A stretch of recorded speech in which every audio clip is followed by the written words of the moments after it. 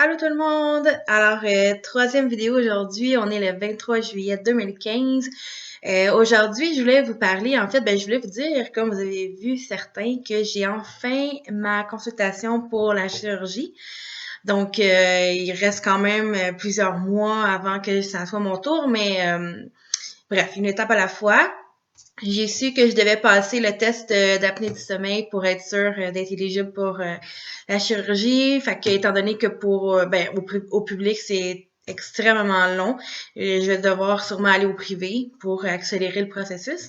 Mais bon, ça coûte environ 800 $, c'est pas super, donc voilà.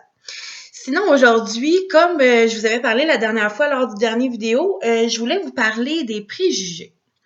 Alors, je sais, étant moi-même quelqu'un qui a eu des préjugés contre les personnes qui sont ronds ou obèses ou quoi que ce soit comme ça, je sais que c'est facile d'avoir des idées préconçues sur ces personnes-là ou on se fait une idée de l'image aussi que les médias nous envoient de ces personnes-là. Donc, sont tout le temps les personnes de qui on rit, sont tout le temps, sont jamais les personnes vedettes, tu sais, sont tout le temps sur les misérables, puis tout ça, tu sais, puis on les voit tout le temps en train de s'empifférer, puis, tu sais, c'est jamais des images valorisantes, tandis que c'est pas, ça reflète pas la réalité. Moi, j'aimerais vous expliquer un peu comment je vois ça, selon mon expérience et selon aussi les personnes que je connais qui sont rondes ou ronds.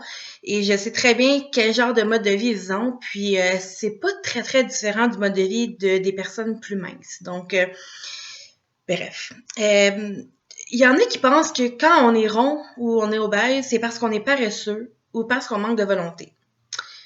OK. Moi, je veux pas généraliser. Je sais que, bon, pour certaines personnes, on a tout un parcours différent. Sauf que moi, ce que j'aimerais que les gens retiennent, c'est que de mettre tout le monde dans le même panier, c'est vraiment plate, puis ça fait vraiment fermeture d'esprit, là. Euh, les personnes qui sont obèses ou qui ont un surplus de poids, des fois, c'est pas une question de paresse ni de manque de volonté. Donc, dans mon cas à moi, je m'associe pas à la paresse ni au manque de volonté.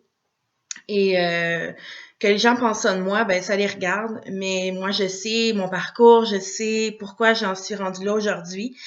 Euh, les gens qui se rendent avec un surplus de poids important, il y a plusieurs causes. Par exemple, moi, personnellement, j'ai le syndrome des ovaires polykystiques. C'est un débalancement hormonal qui aussi engendre une résistance à l'insuline qui fait en sorte qu'on prend du poids beaucoup plus facilement et que c'est beaucoup plus difficile d'en perdre. Et puis, plus on augmente en poids, plus la résistance, elle est importante. Donc, c'est comme un cercle vicieux. C'est très, très difficile de s'en sortir.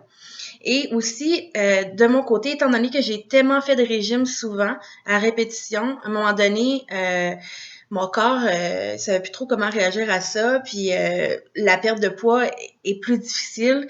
Et également, le fait de toujours faire des régimes, ça fait en sorte qu'on reprend du poids très, très facilement après quand on arrête un régime. Donc, tout ça, ça fait en sorte que on prend du poids très rapidement. En tout cas, dans ma situation, c'est un peu ça qui se passe. Et ajouter à ça, comme j'en ai déjà parlé, moi aujourd'hui ça va de mieux en mieux, donc je travaille fort sur moi encore aujourd'hui, mais depuis 2 ans je travaille fort sur un trouble alimentaire qui s'appelle compulsion alimentaire. Donc c'est pas la boulimie, c'est pas l'anorexie, c'est une autre forme. Donc il y a plusieurs types de troubles alimentaires. Moi ça s'appelle de la compulsion. Donc ça rejoint beaucoup les personnes comme moi qui sont disons des grignoteurs, mais qui vont manger pour calmer des émotions ou pour canaliser des émotions qui sont trop intenses. Et c'est un peu la façon de gérer tout ce qui se passe dans nos vies. Donc, stress, anxiété, tristesse, déception, même la joie des fois. Donc, on va aller vers la nourriture pour essayer de combler un vide qu'on ressent intérieurement parce qu'on n'est pas mis dans sa peau, parce qu'on manque de confiance en soi, on est triste, on sent un vide intérieur. Donc, on essaie de combler ça inconsciemment par la nourriture.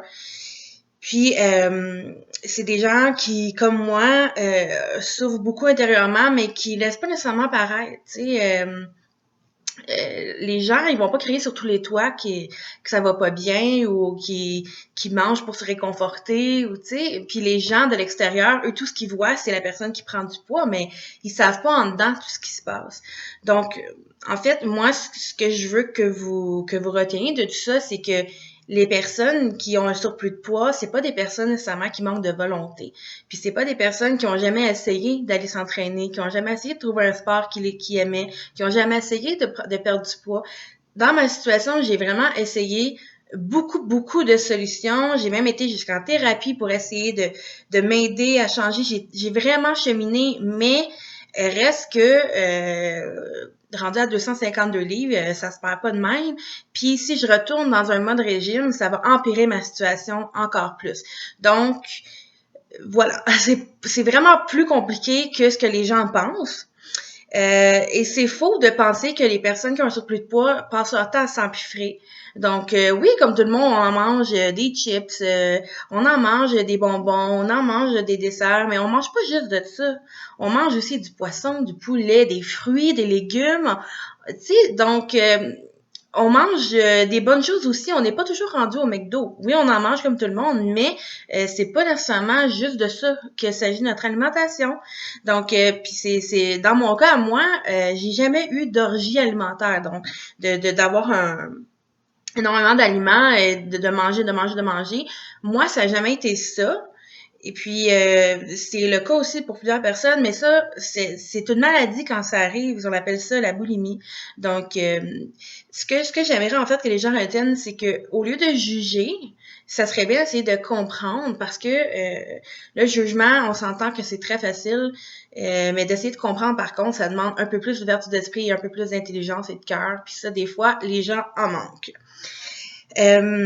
Et aussi, il y a une autre affaire que j'ai souvent entendue ou lue, des commentaires qui disent que les personnes rondes ou les personnes avec un surplus de poids font assemblant de se trouver beaux ou font assemblant d'être bien dans leur peau. Faux. Donc, moi, ça fait 2 ans que je travaille en thérapie. C'est sûr que quand je suis arrivée dans le bureau de ma psychologue, j'étais pas bien dans ma peau. J'étais pas bien dans ma peau parce qu'on me disait que j'avais pas le droit d'être bien dans ma peau, puis que j'avais vraiment affaire à pas me trouver belle parce que vraiment, là, je rentrais pas dans les standards puis que je pouvais pas être belle si j'étais pas autrement que comme j'étais. Donc, avec ma psy, on a travaillé sur la vision que j'avais de moi, de mon corps. J'ai appris à m'aimer en travaillant sur moi, en travaillant sur mon intérieur aussi. Tu sais, être ronde, ça veut pas dire qu'on se néglige. Tu sais, on peut être coquette, se mettre du rouge à lèvres, se peigner les cheveux, se mettre des bijoux, des petites robes. Tu sais, on peut être coquette même si on est ronde. Puis ça, c'est important pour les femmes rondes, de pas oublier ça. Donc, souvent, il y a des gens qui vont dire, ah, ben, rendu un certain poids, je prends plus soin de moi. Faut pas faire ça. Faut continuer à prendre soin de soi. On est une personne avant tout. On n'est pas juste une enveloppe corporelle. On est une personne complète, avec un cœur, avec des pensées, avec une intelligence. Donc, on n'est pas juste une enveloppe corporelle. Ça fait partie de nous, mais c'est pas que ça. Donc, moi, je peux vous dire que la chirurgie, je ne la fais pas parce que je suis pas bien dans ma peau. Et ça, je veux vraiment que les gens le notent et je veux pas que mes vidéos passent avec l'image que je suis pas bien dans ma peau puis que je veux donc changer pour rentrer dans le moule. C'est vraiment pas ça. Je le fais en fait parce qu'un jour je vais tomber enceinte et rendu à mon poids avec mon syndrome des ovaires polykystiques, ça complique la donne parce que ça coupe mes menstruations, donc j'en ai plus. La seule façon pour que je les retrouve, c'est de perdre du poids. Puis moi, je tiens absolument à avoir des enfants un jour, donc c'est pour ça que j'en suis venue à cette conclusion-là. Mais c'est pas une question de confiance en moi ou de mépris de ma personne. Même quand que je vais peser moins que je pèse aujourd'hui, jamais je vais dire en regardant des photos de moi, arc, mon Dieu, tu sais, j'étais donc laide. Puis ça, je trouve ça tellement triste parce que je vois ça sur des pages Facebook auxquelles je suis abonnée de personnes qui ont eu la chirurgie puis qui se regardent maintenant avec ils se regardent sur des photos d'avant puis se dénigrent beaucoup puis je trouve que c'est vraiment dommage parce que l'important avant tout, avant d'être bien dans son corps, je trouve qu'il faut être bien dans sa tête. Il faut apprendre à s'aimer. Il y a plusieurs façons d'apprendre à s'aimer et c'est ce que je vais vous dire dans un prochain vidéo que je vais faire à l'instant. Donc, sur ce, j'espère que vous avez aimé celui-ci et je poursuis avec mes 3 défis pour apprendre à mieux s'aimer. Prochaine vidéo. Bye bye!